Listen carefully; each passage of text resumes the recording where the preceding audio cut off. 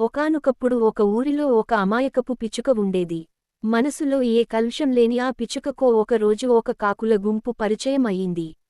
ఆ కాకులతో పిచ్చుకకి స్నేహం అయింది. పిచ్చుకకి అందరూ చెప్పారు, ఆ కాకులతో స్నేహం చేయొద్దు. అవి మంచివి కావు అని. కాని ఆ పిచ్చుక మాట వినలేదు. ఒకరోజు కాకుల గుంపు ఎటో వెళ్తూ పిచ్చుకను కూడా తోడు రమ్మన్నాయి. అమాయక పిచ్చుక ఎక్కడికి, ఎందుకు అని అడగకుండా ఆ కాకులను గుడ్డిగా నమ్మి వాటితో వెళ్ళింది. కాకులు ఒక పొలానికి వెళ్లి అక్కడ మొక్కలన్నిటినీ ధ్వంసం చేయసాగాయి.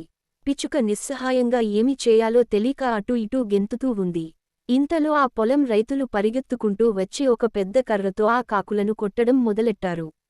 కాకుల గుంపుకు ఇది అలవాటే, అవి తుర్రున ఎగిరిపోయాయి. పిచ్చుక రైతులకు దొరికిపోయింది. బాబోయ్, బాబోయ్, నా తప్పేమీ లేదు, నేను అమాయకురాలిని, నేనేమీ చేయలేదు, నన్ను వదిలేయండి అని పిచ్చుక ప్రాధేయపడింది. కాని పంట నాశనం అయిన రైతులు కోపం మీద ఉన్నారు. పిచ్చుక మాట నమ్మలేదు కదా, దానివైపు అసహ్యంగా చూసి మరో 2 దెబ్బలు వేశారు. ఇతరులు మన మిత్రులను చూసి మన గుణం ఏమిటో నిర్ధారించుకుంటారు. అందుకే మనం మంచిగా ఉన్నా, మన స్నేహితులు చెడువారైతే మనం కూడా చెడ్డవాళ్ళమనే అనుకుంటారు.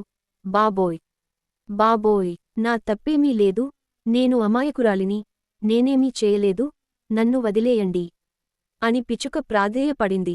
కాని పంట నాశనం అయిన రైతులు కోపం మీద ఉన్నారు. పిచ్చుక మాట నమ్మలేదు కదా, దానివైపు అసహ్యంగా చూసి మరో 2 దెబ్బలు వేశారు. ఇతరులు మన మిత్రులను చూసి మన గుణం ఏమిటో నిర్ధారించుకుంటారు.